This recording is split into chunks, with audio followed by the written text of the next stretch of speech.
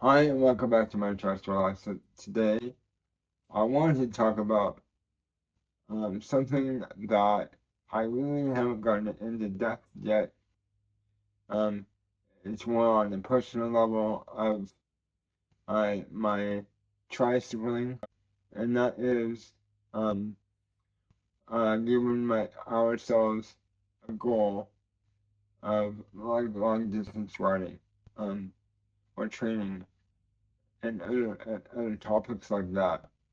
So at this point in our riding, um, we have decided that you wanted to get more in shape. You've been riding a bike, um, grocery store and back to perhaps work and back. You notice that you've been getting uh, good results out of it, such as losing weight, um, and things like that. But you want to give yourself more goals. You want to prove to yourself that how far you can push yourself and accomplish those goals. So at this point, you may have given yourself a goal of, say, for example, 100 miles. Okay, you say 100 miles I want to do, and 100 miles one way. I want to push myself too hard, but 100 miles is a very good goal. Now, you have just done, by doing that, you also put it in concrete by going to work and saying, you know what, in 4 or 5 months, I want to take 3 days off to do a 100 mile ride. Okay, you set it in stone. Now, that is awesome. So now, what do we do now? I mean, at this point, you may be a rider that, again, you're just starting off riding. You have gotten yourself a bike. Like I said, you've been riding to the store, to work, you've been doing other rides, around town. Maybe you like the feeling, you want to do more, and like I said, um, you wanted this goal of 100 miles because you wanted to see how far you can push yourself. And and before I continue the video, let me stop now and give you a YouTube high five. Um, because that right there is huge.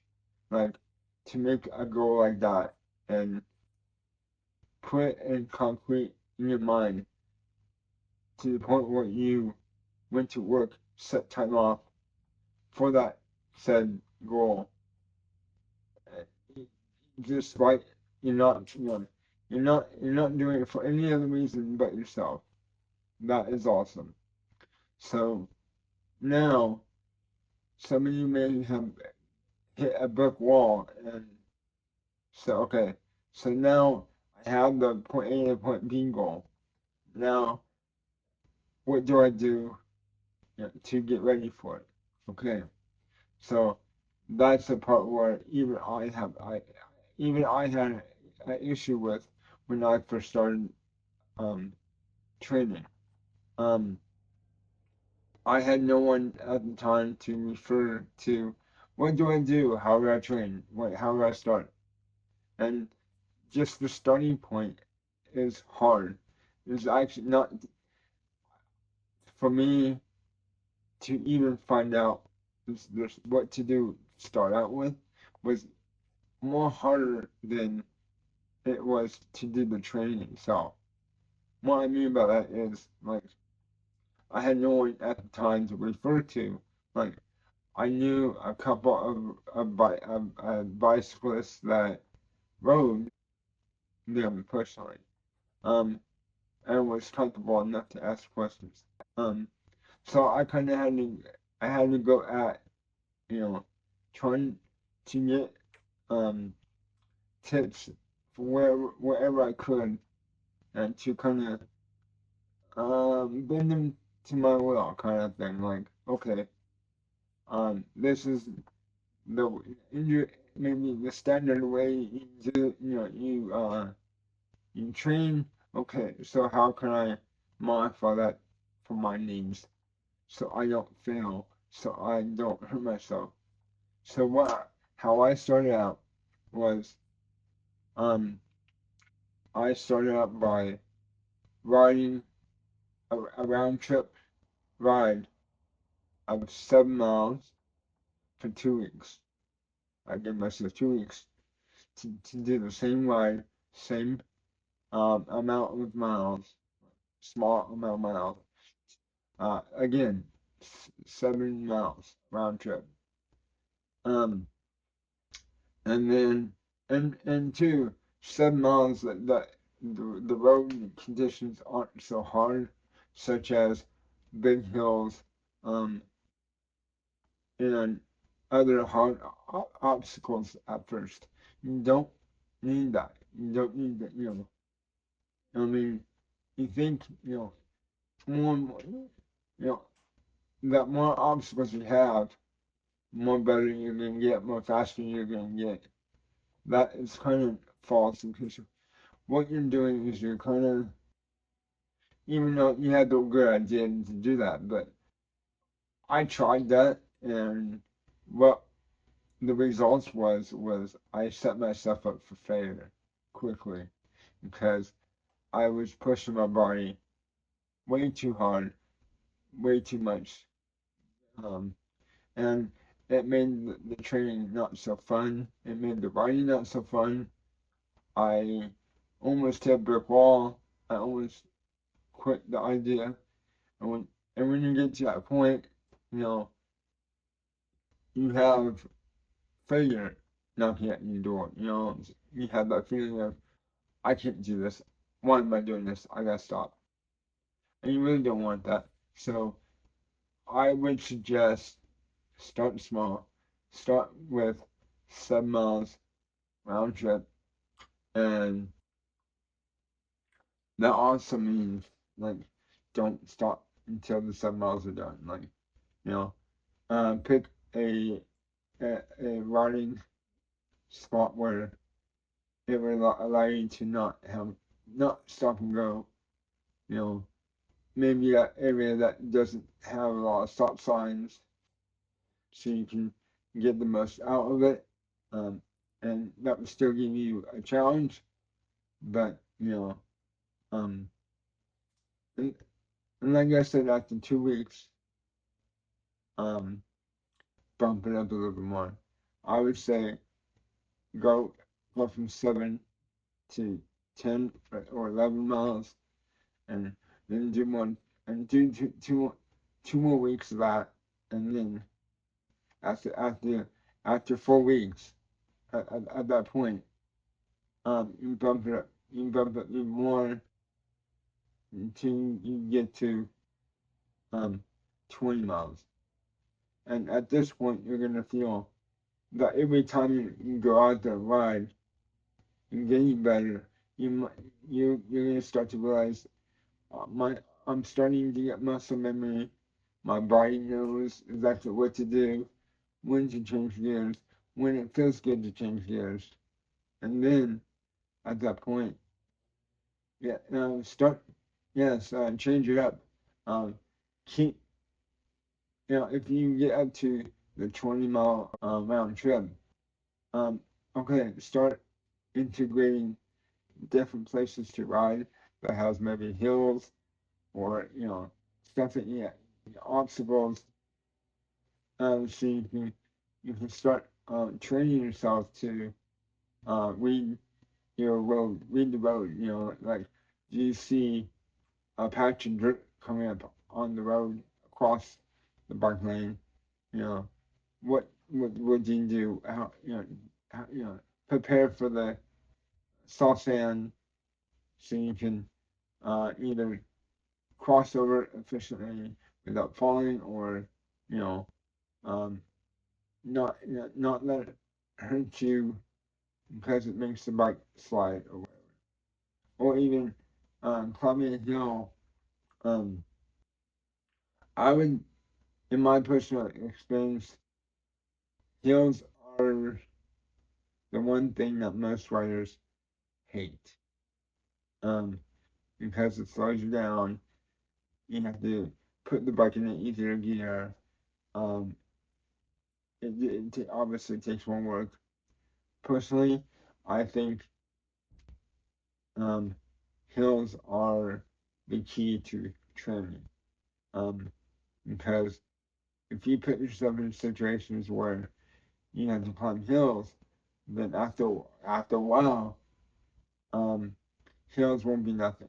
Like, yeah, they are still gonna slow you down, regardless. They're still gonna give you challenges, but um, they're not something to avoid because, like, in the real world, when you get out um, doing a ride, do your long distance rides, you don't have the guarantee to not go around the hill.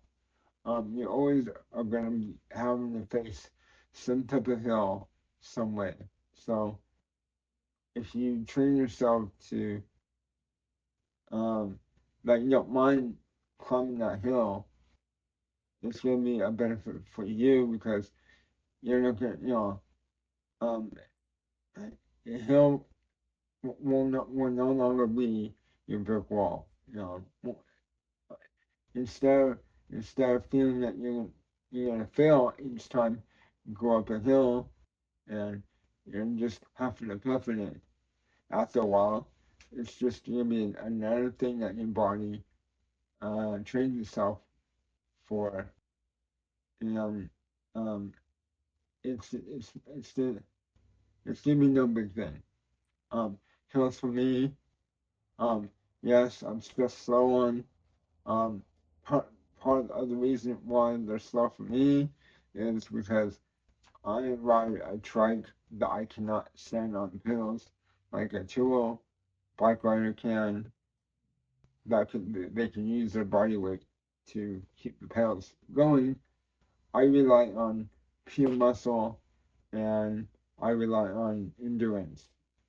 My I would say my endurance is pretty up there because like I said, uh, with endurance you can just uh, lock yourself in a slow pace, a speed, going up a hill, um, and you're gonna make it to your destination no matter what with endurance. Because when you have high endurance, it's like you know I'll get there when I get there. I know my body's not gonna uh, fail on me.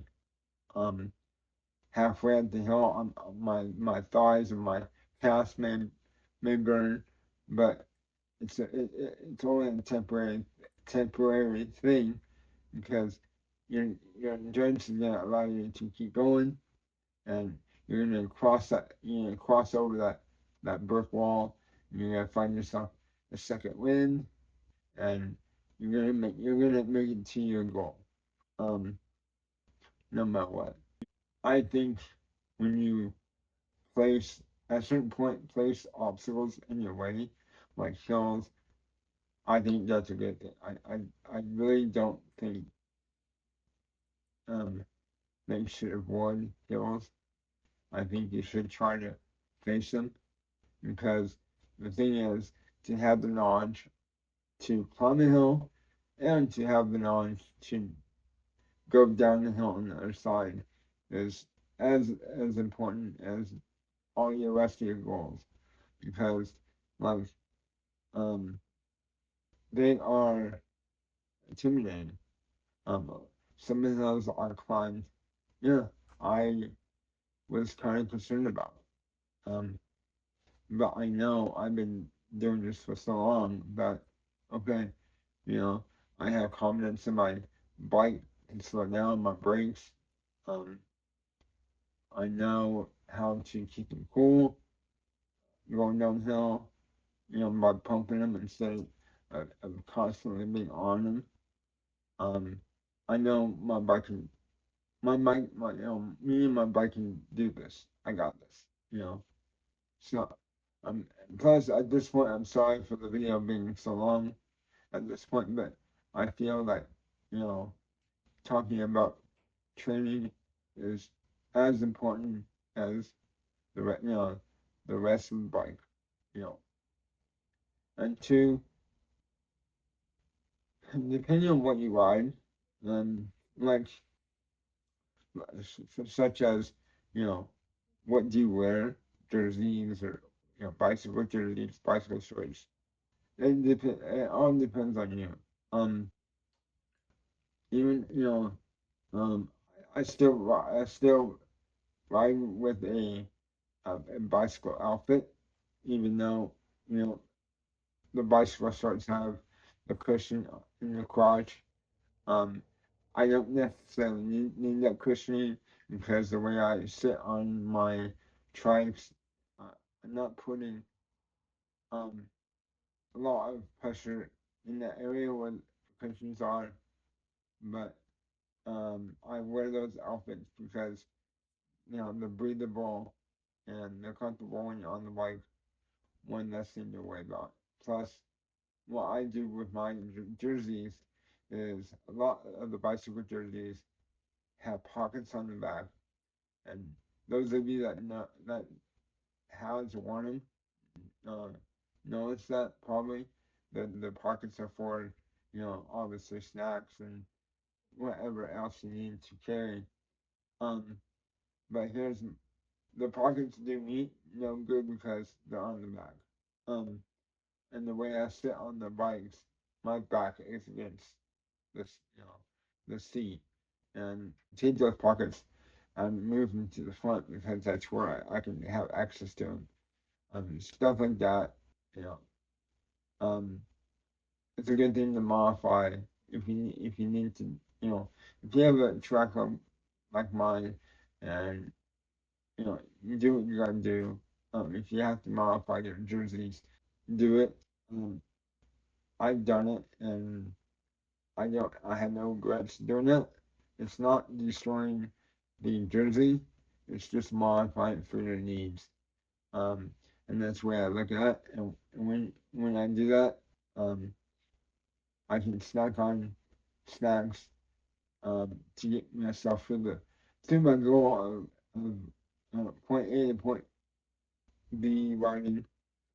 Um, I don't know if this is if I'm putting out any good information right now. Um, if you made it this far into the video, thank you. Um, comment down below if I should add something to this video or take away, or if I put enough into it. Um, I'm hoping that I'm giving you at least my experience of how I do things. I hope the tips that I put into this video um, are tips that you might use. Um, or comment down below if you have any tips that you use that um, you think that would be good for other riders to know. Um, I'll try to put those tips out as well. At the end of the day, um, as much as the bike's important, you're more important because you're the machine that drives the bike. The bike by itself cannot function. Um, it cannot steer by it's not a Tesla. It cannot steer by itself. It can even an e-bike. It can go forward by itself, but it still requires us to tell okay, now it's time to go forward. Okay. But it doesn't know where to go. It doesn't, steer by itself. It doesn't know where it's at in the surroundings, you know, at least not yet. I'm sure give it time. But for now, we are the most important part of the bike. And two, once you start training, even the bike are going to become one, and you're gonna start to have this weird um, relationship with the bike as the bike will become part of you. Like um, you know, you're gonna start realizing I can feel what the bike's doing. If the bike starts to slip out from underneath me, I know what to do. You know, I'm not gonna freak out. You know, um, that will all come in time. But at the end of the day, if you start small in training, you're gonna accomplish anything, any ride that you set for yourself. And I want to prove that by um, making goals for myself and recording those goals to show you. I put these, I have these um, ways of doing things that work. Um, and I encourage you to do the same. I encourage you to give yourself these goals. And my goal is to give you these tools to accomplish those goals. And so you can apply those goals to other things in your life that you do. So with that said, um, until next time, um, make sure you have make sure you have your helmet, make sure you have your water bottle, and enjoy your ride. And until the next time we meet, bye for now.